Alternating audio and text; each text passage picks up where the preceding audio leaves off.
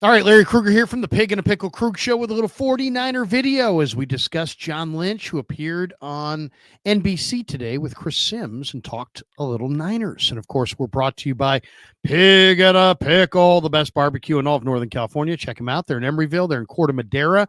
They're open 7 days a week from 11 a.m. till 8 p.m. or until they run out. And they do run out. So get there early, get some brisket chili. Tell them that Krug sent you. We're also brought to you by Sharp Corner, Sports Cards and Collectibles.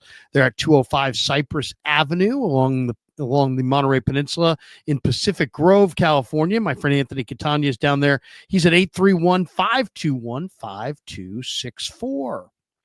All right, let's talk a little bit about John Lynch. He stopped by today with Chris Sims on NBC and talked a little bit about the 49ers. And, one of the first questions was, man, there was a lot of reporting that the Niners would have traded up if they could to draft Mykel Williams, the defensive end from Georgia, in the first round. Instead, the Niners stayed at 11 and he fell to them.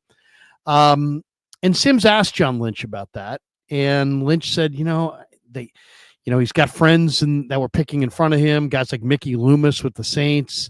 And he's like, you're not going to call up and say, hey, who are you drafting? He's like, at the end of the day, nobody really knows. He said, as this thing goes on, the Niners have now, this regime, Lynch and Shanahan, have run, I think, 8 or 9 drafts now. So they've got a little bit of experience. And he said, overall, he said, we're learning to be a little bit more patient. He said in the first year, we would just find a guy. Oh, let's go get him. Let's go get this guy. Let's go get that guy. He said, now we're a little bit more patient.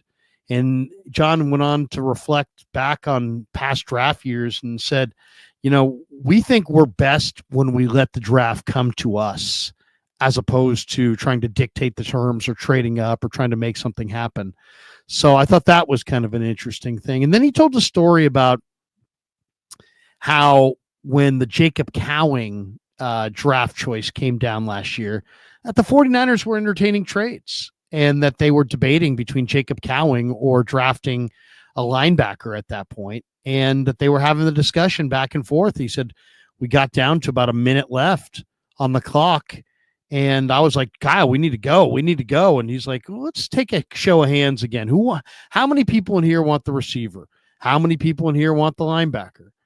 I thought that was interesting. One, that they would do a show of hands. I mean, you're telling me the general manager or the head coach doesn't say, you know what, I want this guy. So they really are trying to build a consensus down there. I thought that was interesting. But Lynch told the story that it came down to 20 seconds, 30 seconds. And they were still doing another show of hands after Kyle said, well, this is what the receiver would add. This is what the linebacker would add. And he said, Lynch said, hey, it got down to the last 2 or 3 seconds and we could have forfeited our pick. And instead, obviously they went forward with the pick and took Jacob Cowing out of, out of Arizona as their pick in I guess it was the 4th round last year. But, just kind of illustrating that, when the clock's ticking, anything can happen. And a lot of times it's very difficult to build that consensus. Sims asked Lynch how many trade calls did he take during the draft. And I think the question was, how many trade calls did you take during round 1?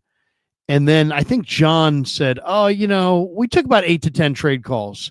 And I think John was answering, 8 to 10 trade calls over the course of the draft, all 3 days, where Sims was asking how many trade calls did you take in round 1. My guess is it was 8 to 10 calls was probably for the entire draft, not just round 1, but that was one of the discussions they got into. John kind of led us behind, the other side of the curtain as far as, how things were working in this particular draft, saying that there's a lot of trade clamoring at the beginning of round 2. And it makes sense, right? Because you have your first round, everybody gets to see the board again.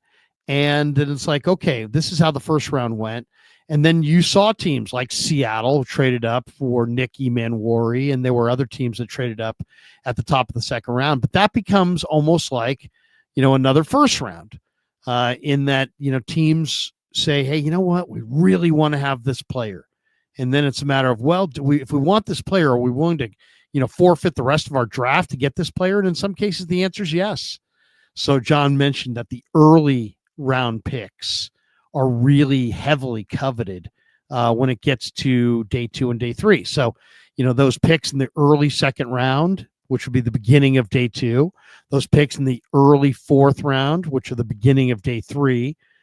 There's a lot more trade activity around those picks because people had a whole night before to kind of have meetings and look at how the board went and who went off the board and where and make their conclusions. And a lot of teams are like, hey, you know what? We really badly want this player. We're not going to wait around.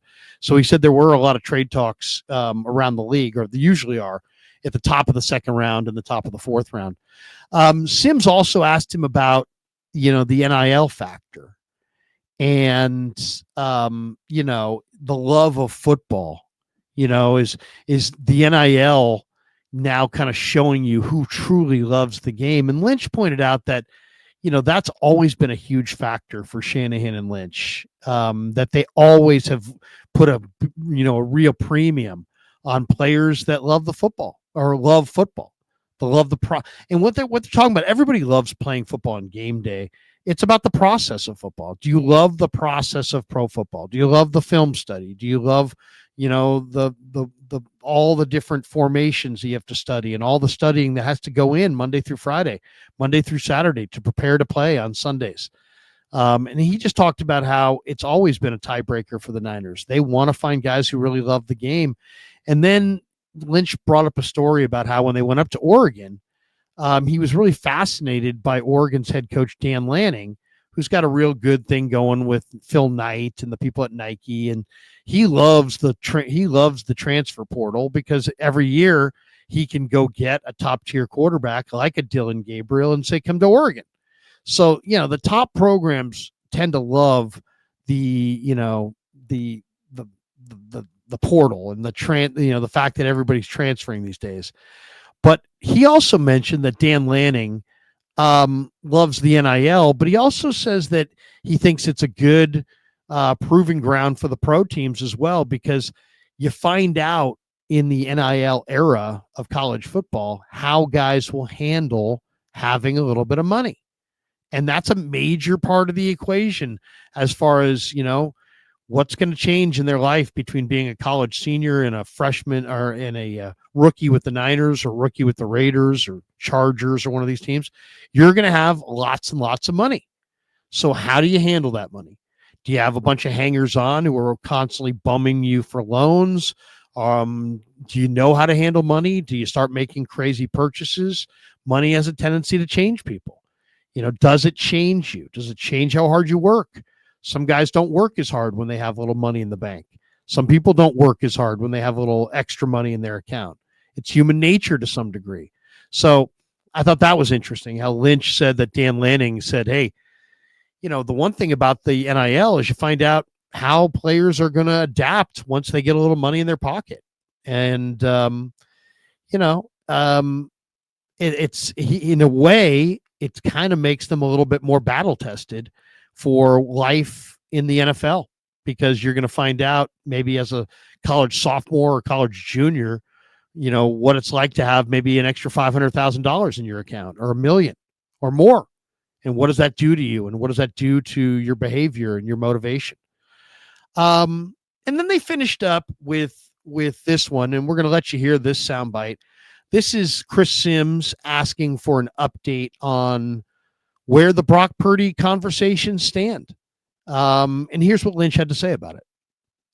I don't. You've been so generous. I want to ask one question on the way out the door, right? I got to, as a journalist for NBC here, ask you about Brock Purdy and just where that stands, right? And where we are as far as that going here through the offseason and kind of when you might expect something to get done. Yeah, I can tell you, we made it a practice not to talk about negotiations, and that goes way back to when I was playing. I felt like that was my business, and I didn't want the world knowing it. So I've always been very sensitive to that. Yeah. But what I can tell you is we're having really good, positive discussions. When it gets done, I'm not sure. Hope sooner rather than later, but Like hope is not a strategy. So we're making progress. We've had good discussions. I'm looking out here because our players are starting to arrive Right. for their day of work. Brock's out there and doing a tremendous job as all our players. Like, after a year like that, it was important. And Kyle did a great job saying, guys, when we built this thing, when we had our success, like we had 99% of our guys here in the off season. It's voluntary. We can't make you come, Right. but man, it'd be cool if everybody came. And we had I think everybody but one player here when we kicked off this year. So we've got a motivated, focused team. It's kind of fun being we didn't win, the Super Bowl in the past, but I think we've always been a team that people have put up there. Hey, this Right. is the favorite. Now we get to sit back and maybe hunt a little as opposed to being the hunted. And I like that. I like having a little, Yeah, little doubt. bit of We're pissed doubting off you. in our, Right. a little Right. doubt. And Yeah. that's a good thing for us. And our guys are responding as such. So there you go. John Lynch weighing in on the Brock Purdy contract talks. And basically he said, hey, look, we don't discuss particulars of contract negotiations. We don't discuss this publicly. And Lynch said, hey, this goes back to when I was a player. I didn't like my contractual stuff being bandied about in the media. And so I'm sure players today don't like it. But he said, like, hey, we don't discuss contract negotiations, but here's what I can tell you. We're having really good positive conversations. We hope to get it done sooner rather than later. I personally think they're trying to get it done. I think Brock would love to have it done by phase 3 of the OTAs, which is later on this month. Lynch said he wouldn't put a timetable on any of it other than to say we're having really good positive conversations, and they hope that they're going to reach some kind of an agreement with with Brock's agent, Kyle Strongen. So I thought it was interesting. I mean, they're having positive conversations. He doesn't want to put a timetable on it. Just knowing Brock Purdy the way I do, though, I would say there's a very good chance that Brock Purdy makes these negotiations come to a head and ends them just in time to get on the field for OTAs in phase 3. So if you said to me, when do I think the contract's going to get done? I think it's going to get done here in the next couple of weeks. I would say the next 2 to 3 weeks. Before phase 3 begins for OTAs, I think Brock Purdy will officially be signed with the 49ers. All right, there you go. John Lynch stopped by with Chris Sims. A lot of good stuff there in that dialogue. Hope you enjoyed the video. Thanks to Pig and a Pickle for being the title sponsor of the Krueger Show. Thanks to Sharp Corner Sports Cards and Collectibles for sponsoring this video. And thanks to all of you guys for supporting the Krueger Show on YouTube.